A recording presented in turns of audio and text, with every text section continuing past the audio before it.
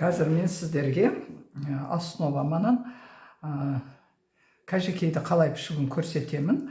Бірінші біз сіздерге үйретіп жүргендей түп нұсқаны саламыз. Значит, лекал дайындап аламыз деген сөз.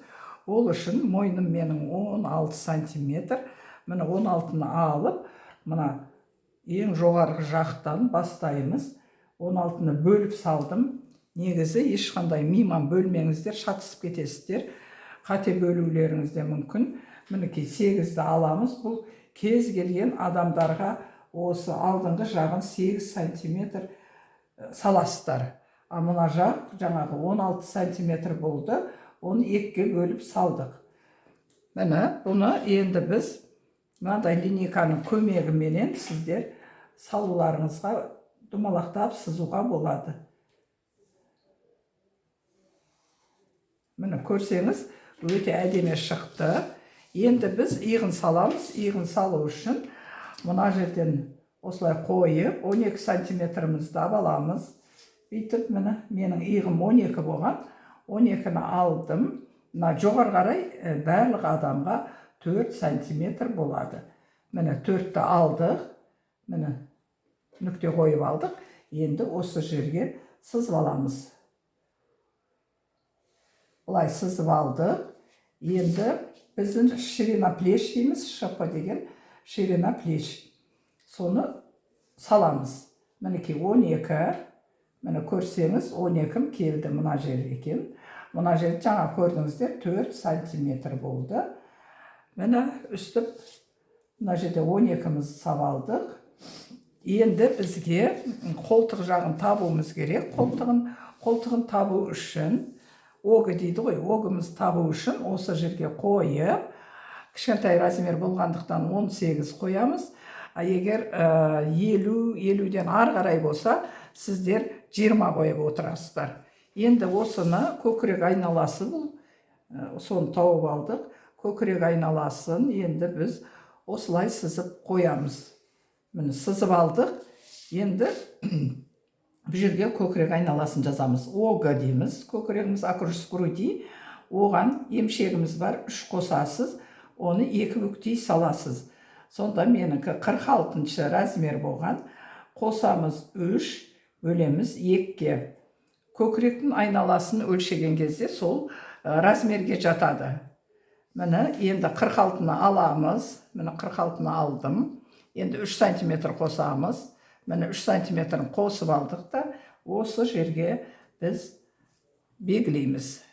Жеткізбей сызыппын. Міне мына жер болды.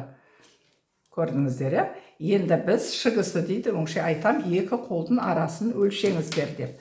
Алды кішілеу болу керек. Біз бірінші 2 қолдың арасын, міне ойман емес сантиметрмен белгілеп алып, енді осыны сызып аламыз.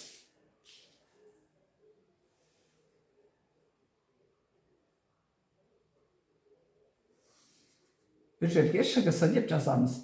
Ширина грудь, біз грудін саламыз, спинканы емес, бірақ екеуін бірге жазып қоям, бұны бөліп саламыз. Сонда менікі 35, 35-ті 2-ге бөліп саламыз. Қазір көрсетемін 35-ті. Мінекей 35-ті бұлай алдыңыз. Міне 35 сантиметрді алдық та, бүйтіп, мінекей бүктеп осы жерге саламыз. Міне мұна точкаға келді. Енді бұл нүктелерді бір-біріне қосып аламыз. Міне қосты. Мұна жақта 90 градус бұрыш түсіреміз. Мұна линейканың бұрыштары, мұна тұратын болса, осы бұрыш 90 градус деп аталынады. Мінекей. Енді осы жердің тура ортасынан біз сызып аламыз. Бүйтіп. Тең бөліну керек. Бұл жерден біз 3 сантиметр аламыз. Міне, енді осыны мына жерге қосуымыз керек. Оны да сіздер мынандай линейканың көмегімен сызып алсаңыздар болады. Міне, осы точка мына точканы қостым. Қазір бүйтіп сызған кезде міне тура шыға келді. Міне қолтығымыз шықты. Мына жер 3 сантиметр болды. Мына жерді біз 18 алдық. Мына жер 9 бөлгенде ортасын. Міне анық түсінікті болып тұр деймін. Енді бізге ДПС дейді. Ол ДПС-ны мойнынан өлшейтін едік. Өлшей алғанда, бүйтіп қойғанда бізде 42, ешқандай запас алмаймыз. Осы 42-ні алып, линейкамен белін белгілеп аламыз.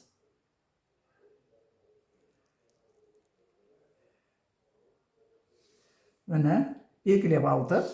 Нерге жазып қояйық. ДПС-мыз 42 болды.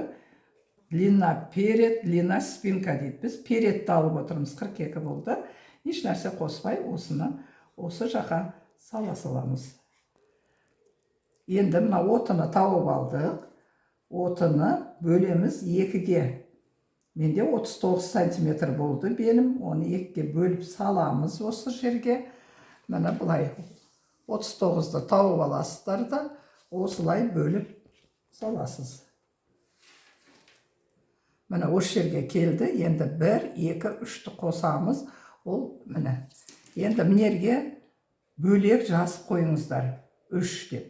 Енді мына точканы қолтықтың астындағымен белін қосамыз. Осылай қосып алдық.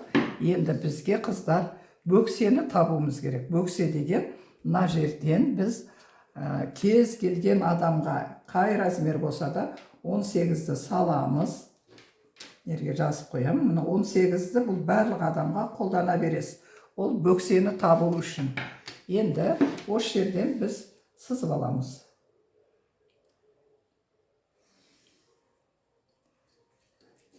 Сөйтіп, бұл жерге обы бөлу 2-ге.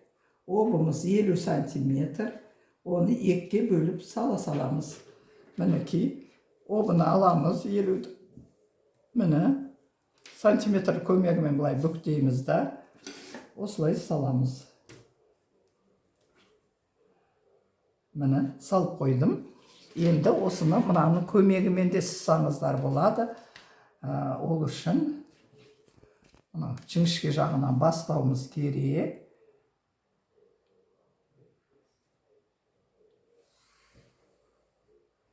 Міне осылай бөксесінде салдық. Бұл түп нұсқасы. Енді мен сіздерге осының запасын көрсетем. Мына жерден 1 сантиметрден запас болады. Осылай белгілеп отырам мен, қыздар, тұрақты.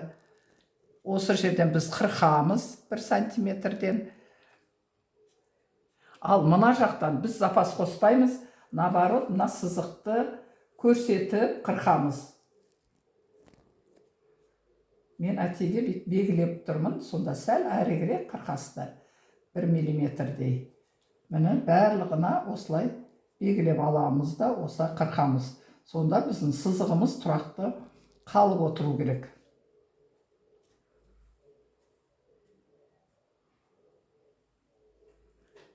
Міне бәрі салынды. Бұл жерде бізде выточка жетіспей тұр. Выточкамыз, қазір выточканы саламыз. Выточкамыз менікі 26 сантиметр болған, мені жоғар жақта 26-ны алып белгілеп аламыз. 42-ден бастап 50 размерге шейін выточкамыздың арасы 10 сантиметр болады. Мына жерде болып тұр біздікі. Енді осыны біз сызып аламыз. Мінекей, мынаяғын бәрі 10 болады. Соңына шейін бұны біз сызып шығуымызға болады. Міне сызып шықтық. Енді мына 3 сантиметрді осы жерден біз алып тастаймыз. Мінекей, қазір көрсетемін, тура 3 болды бұл жер. Міне, 1,5-1,5-нан 3 сантиметрді алып, біз мынау төбедегі выточкамыздың нүктесіне қосамыз. Қостық. Енді мына жағында солай қосып аламыз. Біз бұны қосу үшін мені осылай қойып,